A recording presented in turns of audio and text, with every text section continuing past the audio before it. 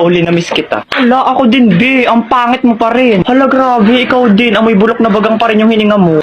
Gusto kitang sakalin. Ay, hala, be. Tingnan mo yan, oh. Di ba yan yung nagyabang sa JC na nagbakasyon daw siya sa ibang bansa? Oo, kilala ko yan. Pero isang linggo lang naman siya dun, eh. Hey, you two. What you are see?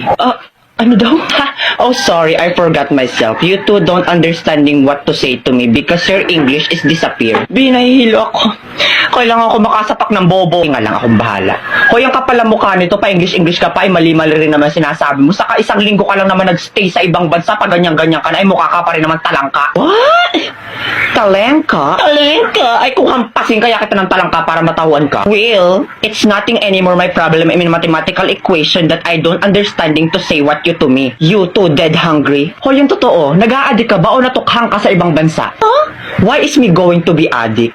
Don't you know that I'm smarter than the teacher of international in the Philippines? Like, duh, my average is 99.99% of germs. Matalino ka? Ay, anong magagawa mo pag sinikmuraan kita mismo dito? Go try, I am not afraid anymore. I will go sumbong you to my bodyguard. Bayaan mo na yung besi, tara na. Ewers, mga loser, you can't even talk English to me. Ay, wait, papatulang ko to.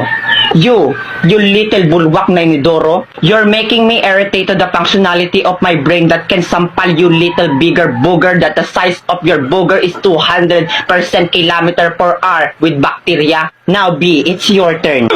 Let me be the one to finish these cockroaches. Yeah,